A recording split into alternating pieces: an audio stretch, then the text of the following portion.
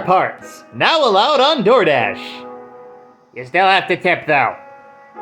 It's Comics and Shots, a completely improvised semi-comedic musing by Howard Stern's Mick the Nerd, aka YouTube and TikTok's Mick the Man, aka Mick the Maverick, aka a guy who was just done by 2 o'clock.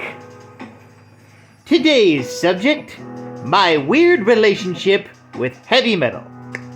Yesterday, my friend Jason Lennox had a stream on the Cthulhu Jack show, a live stream, to support the Kickstarter for his comic book, Lords of the Cosmos. And near the end of it, they brought up like heavy metal. And that immediately made me think about my introduction to the franchise. As a millennial, most of our introduction to heavy metal is, but let's get real here, South Park Season 12, Episode 3, Major Boobage. That's an episode inspired by heavy metal, and so then you want to look up heavy metal.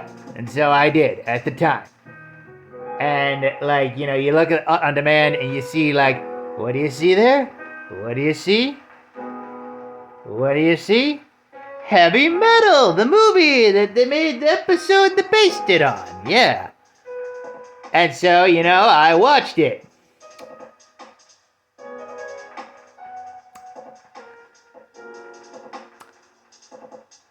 It was not the heavy metal that inspired the South Park episode, it was the 2000s era sequel, Heavy Metal 2000. That was my first theatrical introduction to heavy metal in general. And if you watched Cthulhu Jack's live stream yesterday, you know, like Jason pointed this out, like when that film was coming out, the magazine Heavy Metal advertised the shit out of that movie, just like treating it like it's the greatest thing ever. And it's utterly, it's awful. It's I wish I could say it's forgettable, but the end twist villain was so stupid and confusing, and CGI, very 2000 CGI, that it's burned into my brain. And sadly, it's more burned into my brain than the good heavy metal movie. And yes, I think that movie's good. Shut up, Nostalgia Critic.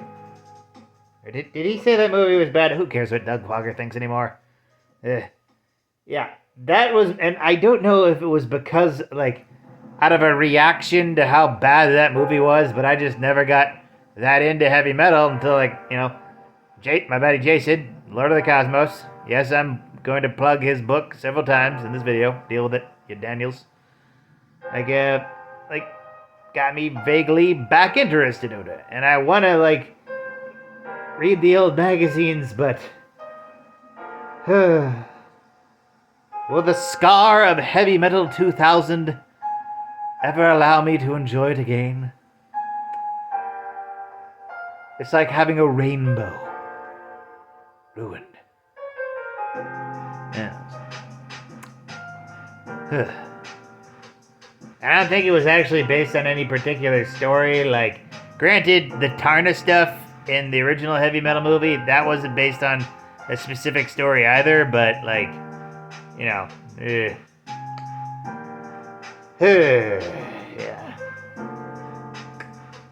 And yeah, that's my main, that was my main introduction to heavy metal. A South Park episode where Kenny McCormick gets high off of cat pee, which causes him to hallucinate a heavy metal tribute video featuring a princess with large boobs, and then leading me to a terrible 2000 era, like, animated, I think made for theaters film? It could have been straight to DVD, I'm not sure. I don't remember any commercials for it. Yeah, of course it was like 2000 and I was like 10 then, so yeah. Yeah. And then the actual good movie, which I gotta give like a rewatch again. Yeah, it's also one of those films that I'm pretty sure I've seen it all in one setting, but I'm also not, because it's just been forever since I saw like the 80s one. Yeah. Gotta give that a shot again. Yeah. Ah, well. Sometimes your introduction to a franchise is always a good one. Some people's first Star Wars movie was Attack of the Clones or Phantom Menace. Some people's first Transformers series is Kiss Players. Those people I feel really sad about.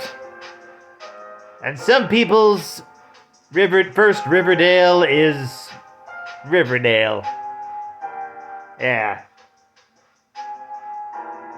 That's just how it happens sometimes. But hey, don't be mad that you were introduced to a good franchise with something crappy. Be glad that you at least know the franchise exists. Yeah. With that, like, comment, and subscribe. Donate if you're feeling nice. Share it with a bear. And always remember, praise be to the blood elk, fear the stabopotamus, and death to grown-ups.